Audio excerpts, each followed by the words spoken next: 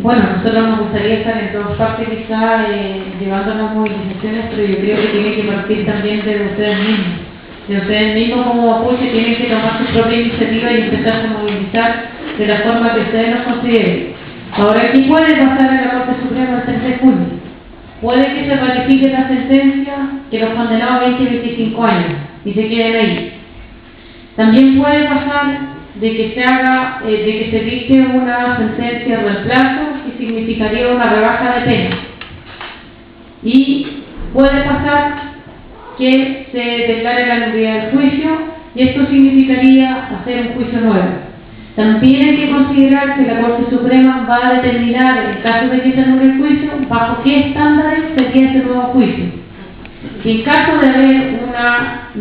de que no se anule el juicio o en caso de haber una sentencia de reemplazo, teniendo en consideración ya dos absoluciones por el mismo hecho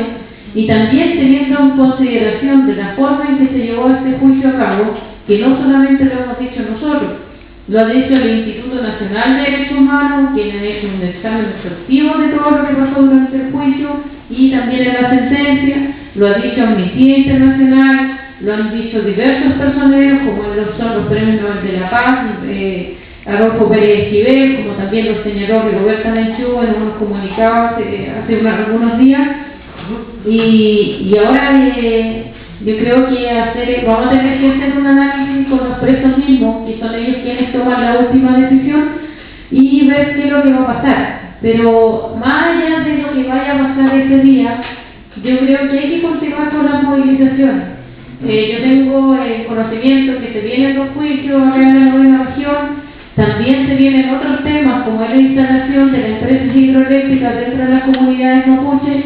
y también tenemos proyectos mineros dentro de otras zonas, entonces ya tenemos que empezar a asumir este tema como un trabajo permanente, no solamente manifestarnos cuando hay una situación tan crítica como la que vivimos hoy en día,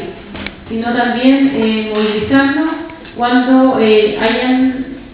otros problemas como son estos problemas de las presencias, inclusive de las empresas forestales quienes nos hacen tantos daños dentro de las comunidades.